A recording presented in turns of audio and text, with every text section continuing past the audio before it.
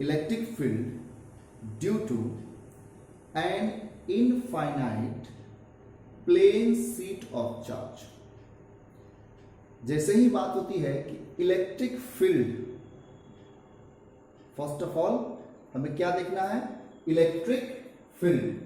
तो जैसे ही बात होती है इलेक्ट्रिक फील्ड की, इलेक्ट्रिक फील्ड टॉपिक से ही पता होता है कि हमें प्राप्त क्या करना है, कैपिटल ई के लिए इक्वेशन प्राप्त करना है, means electric field due to electric field of an infinite plane sheet of charge. एक प्लेन शीट है। तो फ्रेंड्स इमेजिन कीजिए कि हमारे पास एक ये प्लेन शीट है। तो प्लेन शीट जो है ये जब चार्ज होगा, फर्स्ट ऑफ ऑल याद होगा आप लोगों को कि हम लोग चर्चा कर चुके हैं कि जो चार्ज है वो तीन तरह के होते हैं। एक पॉइंट चार्ज, एक क्या होगा, पॉइंट चार्ज, पॉइंट चार्ज। दूसरा होता था हम लोग का लाइन चार्ज, और तीसरा हम बात करते थे सरफेस चार्ज, सरफेस चार्ज। तो ये तीन जो चार्ज है, तो पॉइंट चार्ज के लिए जो था जनरली हमने जो एक इक्वेशन पढ़ा वो कुछ इस प्रकार से था। पॉइंट चार्ज मीन्स कहीं पर एक पॉइंट है, ये पॉजिटिवली चार्ज है। दूसरा क्या था, लाइन चार्ज। इसका मतलब एक लाइन है, मीन्स कई सारे चार्ज जो है वो एक लाइन में फैले हुए हैं, वो हो गया हमारा लाइन चार्ज। और तीसरा हमारा क्या था, सरफेस चार्ज। तो सरफेस चार्ज मीन्स एक सरफेस है, एक सतह है जिस पर चार्ज होता है। चौथा था वॉल्यूम चार्ज, वॉल्यूम चार्ज। तो ये अभी हम जो बात कर रहे हैं, तो पहले हम लोगों ने पढ़ा टाइप ऑफ चार्ज माने यूनिफॉर्म डिस्ट्रीब्यूशन ऑफ चार्ज। तो यूनिफॉर्म डिस्ट्रीब्यूशन ऑफ चार्ज में जो हमारा लाइन चार्ज होता था उसके लिए हमने यूज किया था सिंबल सिग्मा। जो लाइन चार्ज के लिए हमने सिंबल यूज किया लैम्डा। हमने जो सरफेस चार्ज था इसके लिए सिंबल यूज किया सिग्मा, और जो वॉल्यूम चार्ज था उसके लिए हमने सिंबल यूज किया था रो। ये हमारा क्या था, यूनिफॉर्म चार्ज डेंसिटी। ये था हमारा यूनिफॉर्म चार्ज डेंसिटी। अब फ्रेंड्स बात हो रही है, अब तक तो ये हम पढ़ चुके हैं। आज हम जो चर्चा करने वाले हैं उसमें है कि यदि किसी प्लेन के ऊपर, तो जैसे ये पेपर है, अगर इसके ऊपर डस्ट लगा हो तो डस्ट पेपर कहलाएगा, अगर इसके ऊपर कलर लगा हो तो कलर्ड पेपर कहलाएगा, ये कलर्ड सीट या पेपर कहलाएगा। लेकिन जब इसके ऊपर पॉजिटिव चार्ज है तो ये क्या कहलाएगा, चार्ज सीट। और इनफाइनाइट कहने का मतलब होता है कि इसका कोई मेजरमेंट नहीं है। हम एक एग्जांपल्स लेते हैं, एक सिमेट्रिकल एग्जांपल्स लेते हैं जिसमें किसी भी लेंथ, किसी भी ब्रेथ और किसी भी एरिया का प्लेन शीट ले सकते हैं। तो यदि ये पॉजिटिवली चार्ज है, इसका ए सतह भी और ये दोनों सतह भी यदि पॉजिटिवली चार्ज है, तो जब दोनों सतह पॉजिटिवली चार्ज हो और हमें उससे ये प्राप्त करना हो कि इसकी वजह से ये जो चार्ज सरफेस है, इसकी वजह से किसी पॉइंट पर, अगर ये चार्ज मेरा यहां है तो इस पॉइंट पर या इस पॉइंट पर या कहीं पर भी, यहां से एक बीते की दूरी पर, एक हाथ की दूरी पर, 1 फीट 2 फीट 3 फीट 4 फीट किसी भी डिस्टेंस पर इस चार्ज की वजह से इलेक्ट्रिक फील्ड कितना होगा। अब इसको प्राप्त करने के लिए हम लोग क्या करते हैं कि सबसे पहले एग्जाम्पल स्वरूप सपोज कीजिए कि ये तो मेरा इनफाइनाइट है, तो एक सिलिंड्रिकल, ये आपको दिख रहा होगा, एक सिलिंड्रिकल शेप ऐसा लेते हैं।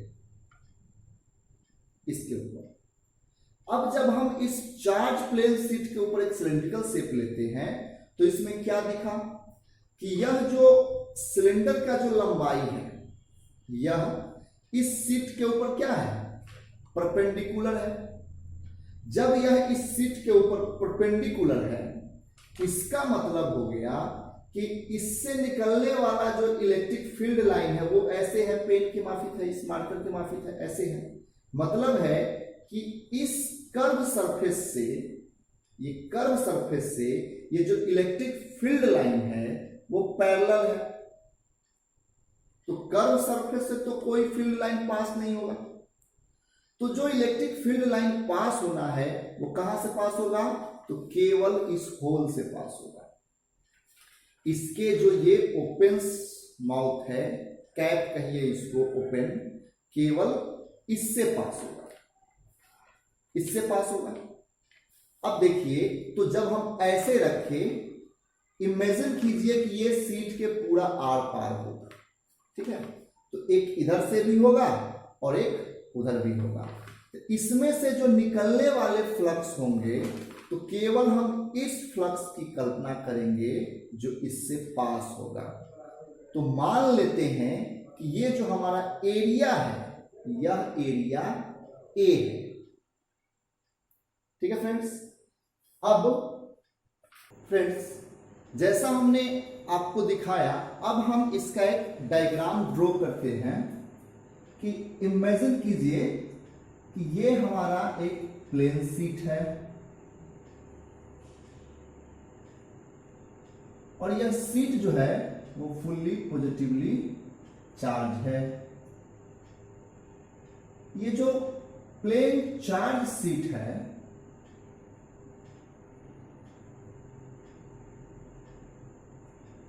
इस शीट का एक हम ड्रॉ करते हैं सिलिंड्रिकल शेप, जहां पर हमें स्टडी करना है कि ये किस प्रकार से होंगे।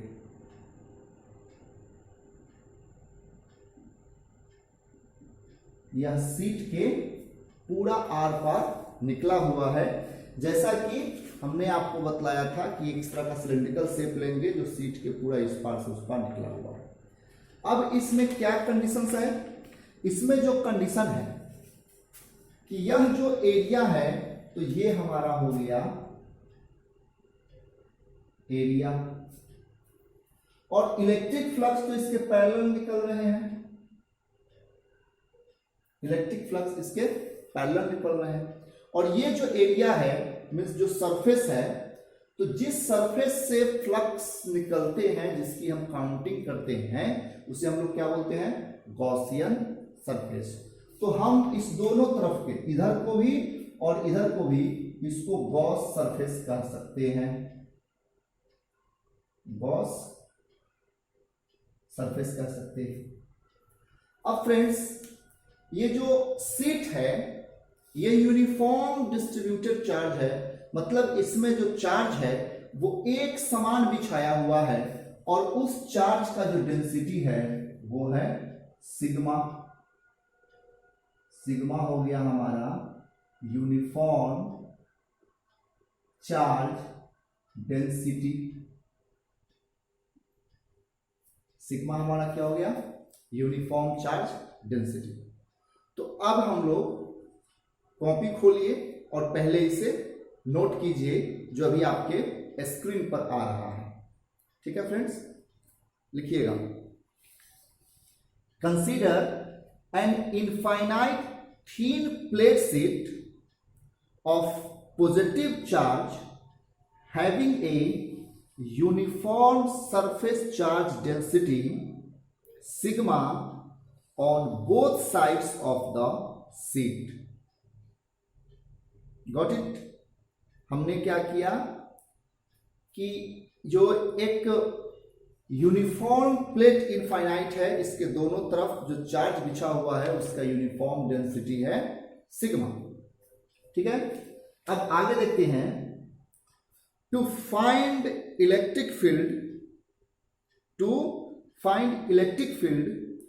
due to the plane sheet of charge at any point due to the plane sheet of charge at any point P distance r from it. Distance r from it.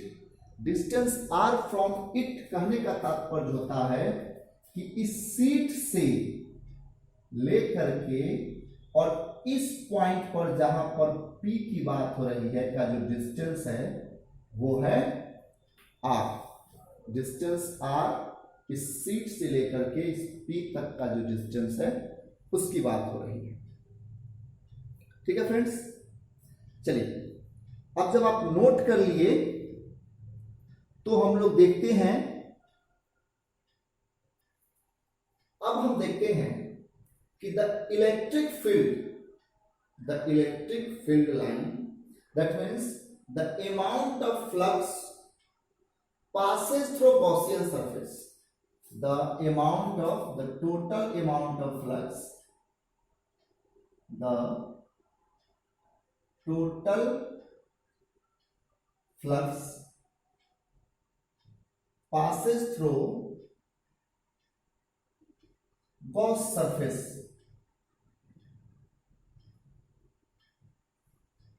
तो टोटल अमाउंट ऑफ फ्लक्स जो होता है Gauss surface से पास होता है उसको हम लोग किस चीज से डिनोट करते हैं, फाई से.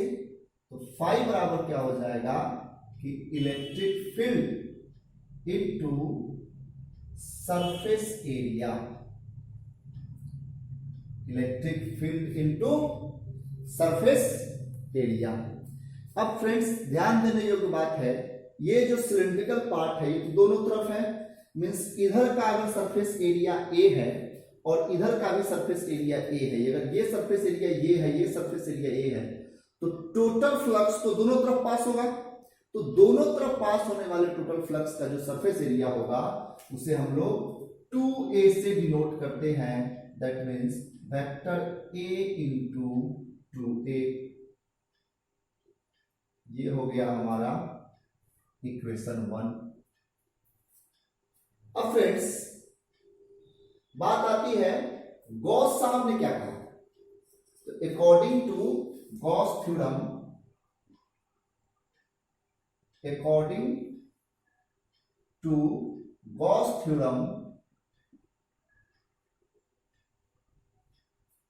the total flux will be equal to the amount of source charge by epsilon naught. Means total flux जो होगा वो कितना होगा, तो सीट के ऊपर, इस सीट के ऊपर जितना चार्ज बिछा हुआ है उस चार्ज का अमाउंट को अगर हम लोग क्या करते हैं कि एप्सिलॉन नॉट से डिवाइड करते हैं तो जो मैग्नीट्यूड आता है वह टोटल फ्लक्स होता है. तो अब यहां समझने योग्य जो बात है कि चार्ज क्या होगा, तो अमाउंट ऑफ चार्ज जो है हम लोग जानते हैं कि चार्ज डेंसिटी सिग्मा बराबर होता है amount of charge by area. Amount of charge by area. तो amount of charge by area that means sigma A equal to Q. We can write here phi equal to sigma A by epsilon naught, और ये हमारा हो जाएगा equation 2. Friends got it ना, ये तो समझ में आ गया ना. अब हम बात करते हैं from equation 1 and 2. From equation 1 and 2. Equation 1 and 2 से क्या होगा, तो देखिए जो लेफ्ट साइड है फाई, इसमें भी लेफ्ट साइड है फाई, तो राइट साइड, जब लेफ्ट साइड दोनों बराबर होगा तो राइट साइड अपने आप क्या होगा, बराबर होगा. तो यहां हम लिखते हैं कि vector E into 2a equal to sigma A by epsilon naught. Friends अब ये जो a है इस a से a कैंसिल हो जाएगा, हम लोग क्या करते हैं, ए से ए को कैंसिल कर देते हैं। अब इस परिस्थिति में हमारे पास आ गया कि E equal to vector E equal to 5 two epsilon naught. मतलब है कि amount of electric field, either electric field intensity is equal to 5/2 epsilon naught. Friends, यह मालूम रहे कि यह किसके लिए है, यह जो है आपका, इसको हम लोग बोलते हैं फॉर इनफाइनाइट सीट।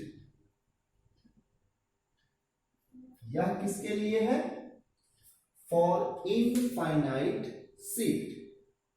यदि फाइनाइट सीट आ जाएगा, ये किसके लिए है, infinite sheet.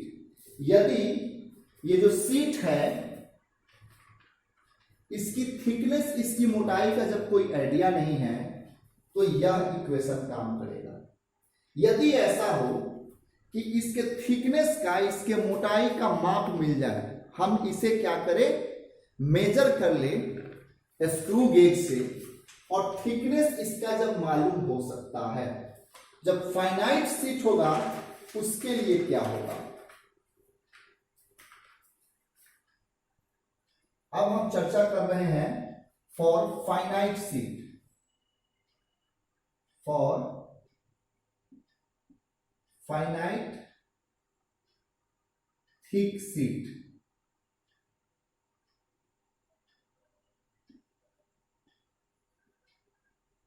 Finite thin sheet, जब सीट का मोटाई जो है वो मालूम हो, उस समय क्या होता है कि उस समय जो हमारा सरफेस एरिया होता है, मीन्स चार्ज जो है वो दोनों तरफ होगा। इनफाइनाइट है मीन्स पतला है कि एक ही चार्ज दोनों तरफ है। जैसे अगर 5 इंची का दीवार हो, मैं ऑफलाइन क्लास में भी बोला था कि जो 5 इंची का दीवार है तो उसमें एक ही ईंटा दोनों तरफ से देखा जा सकता है। तो जो इनफाइनाइट चार्ज होते हैं तो एक ही चार्ज जो है वो दोनों तरह के सरफेस पर उपलब्ध है। लेकिन यदि ठीक हो, मोटा हो सीट, तो एक तरफ अलग चार्ज होंगे, दूसरे तरफ अलग चार्ज होंगे। जैसे 10 इंची का अगर दीवार हो तो 10 इंची के दीवार में क्या होगा कि जो एक साइड का ब्रिक्स होगा वो दूसरे साइड से नहीं दिखेगा, दूसरे साइड का अलग ब्रिक्स होगा। तो जो टोटल नंबर ऑफ ब्रिक्स होते हैं 10 इंची के दीवार में, जो ईंट की संख्या है, वो उसके दीवार के एरिया के डबल हो जाता है। सेम उसी तरह से जो हमारा अमाउंट ऑफ चार्ज होगा, वो amount of charge finite seat के लिए डबल हो जाएगा। मीन्स कहने का सेंस, जो हमने इक्वेशन 2 लिखा था कि 5 इक्वल टू, ये जो हमने लिखा था कि sigma A by epsilon not, जो इक्वेशन 2 है हमारा, ये वाला मैं बात कर रहा हूं, तो ये यहां ए नहीं होकर के एरिया के डबल हो जाएगा, मीन्स 2a। तो इस कंडीशन में हमें क्या मिलेगा कि ए मिल जाएगा sigma 2a by epsilon naught, और ये हमारा हो जाएगा इक्वेशन 2। तो जब ये इक्वेशन हम लेंगे, इफ ये इक्वेशन लेते हैं, कंडीशन क्या है, ये इफ कंडीशन है। यदि हम ये इक्वेशन लेते हैं 2 और ये इक्वेशन 1, तो उस परिस्थिति में क्या होगा, फ्रॉम इक्वेशन 1 एंड 2, तो उस परिस्थिति में हो जाएगा कि vector E into 2a equal to sigma 2a by epsilon naught. तो 2a से जो है हमारा 2a कैंसिल हो गया और बच क्या गया, तो E equal to sigma by epsilon naught. Friends, ये दो इक्वेशन मिले, दोनों में जो डिफरेंस है वो मैंने क्लियर कर दिया। कि यह जो है वो इनफाइनाइट सीट के लिए है, ये सिग्मा बाई 2 एप्सिलॉन नॉट, और यह जो है वो फाइनाइट सीट के लिए है। फाइनाइट का मतलब होता है जिसका मालूम हो कि उसकी मोटाई कितनी है। अब मैं बात कर रहा हूं, देखिए इस पर जो डिपेंडेंसी है, डिपेंडेंसी कहने का मतलब है, आप इसे एक बार नोट कर लें, वीडियो को थोड़ा देर के लिए पॉज करें और पॉज करके फिर इसे नोट कर लीजिए या फिर स्क्रीनशॉट लेकर के नोट कर लीजिए। यहां पर हमारे पास जो है इसके लास्ट में लिखेंगे वेयर, जो रेगुलर स्टूडेंट हैं उन्हें मालूम है कि मैं हर बार इसका इंट्रोडक्शन देता हूं कि electric field intensity, electric field और इलेक्ट्रिक फील्ड इंटेंसिटी। दूसरा है सिग्मा, तो सिग्मा जो है वो सरफेस चार्ज डेंसिटी। तीसरा है एप्सिलॉन नॉट, एप्सिलॉन नॉट का वैल्यू आप सबों को मालूम है 854 into 10 to the power minus 12। तो फ्रेंड्स ये था हमारा आज का टॉपिक कि एक इनफाइनाइट सीट की वजह से या फिर फाइनाइट सीट की वजह से किसी पॉइंट पे इलेक्ट्रिक फील्ड कितना होता है। अब इसमें गौर करने वाली बात क्या है, गौर करने वाली बात है कि आपने देखा ये जो भी इक्वेशन आया हमारा कि vector E equal to sigma by epsilon naught, इसमें R नहीं है, मीन्स R जो है R इक्वल टू डिस्टेंस, और डिस्टेंस यह नहीं है, नॉट इन यूज्ड या नॉट इन यूज। आर है क्या इसमें फाइनल रिजल्ट में? आर तो नहीं है फाइनल रिजल्ट में। फाइनल रिजल्ट में रेडियस की चर्चा नहीं है। इसका यह मतलब हुआ कि जो इलेक्ट्रिक फील्ड है वह डिस्टेंस पर डिपेंड नहीं करता है।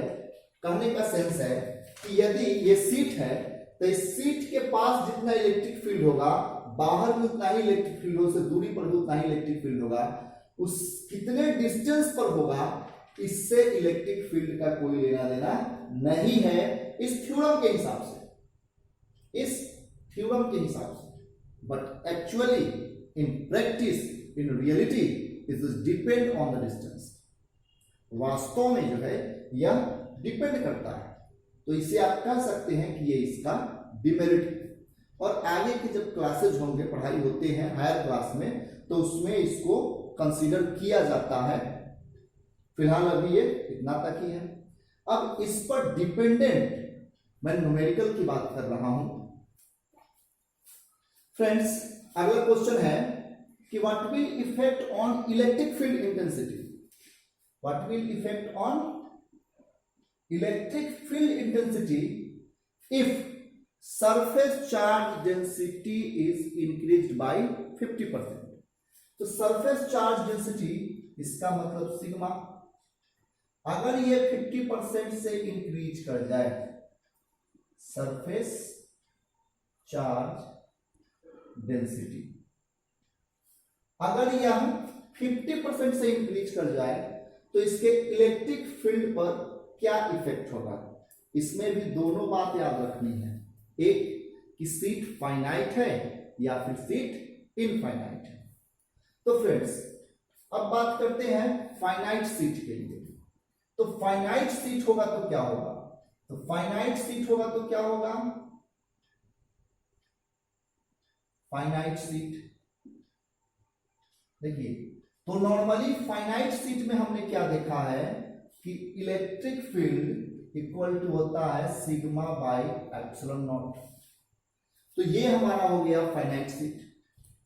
अब यदि इक्वेशन ये 1, अब कह रहा है कि यदि ये हमारा सरफेस चार्ज डेंसिटी 50% से इंक्रीज कर जाए, तो सरफेस चार्ज डेंसिटी जब 50% से इंक्रीज करेगा तो न्यू चार्ज डेंसिटी क्या होगा, न्यू चार्ज डेंसिटी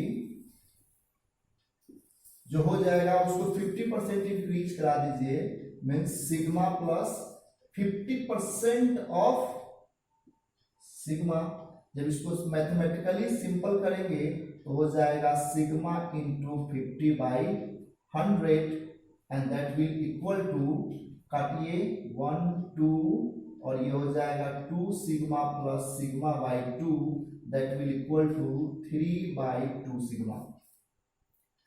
ये हमारा हो गया new charge, amount of charge present on what, plane sheet.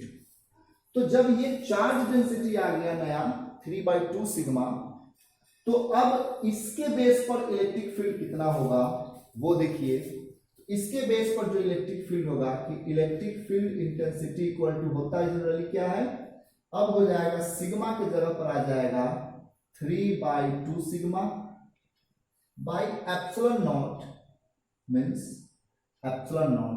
जब इसको सिंप्लीफाई करेंगे तो 3/2 सिग्मा एप्सिलॉन नॉट। और हम लोग जानते हैं क्या कि जो इक्वेशन 1 है वो सिग्मा बाई एप्सिलॉन नॉट है, तो सिग्मा बाई एप्सिलॉन नॉट के लिए क्या हो जाएगा, यहां पर सिग्मा बाई एप्सिलॉन नॉट के लिए हो जाएगा इलेक्ट्रिक फील्ड इंटेंसिटी जो पहले वाला था ओल्ड, तो अर्थात जो नया इलेक्ट्रिक फील्ड होगा, इलेक्ट्रिक फील्ड इंटेंसिटी वो 2/3 of old electric field intensity. यदि 50% सरफेस चार्ज डेंसिटी बढ़ जाता है तो 50% इलेक्ट्रिक फील्ड भी बढ़ जाएगा।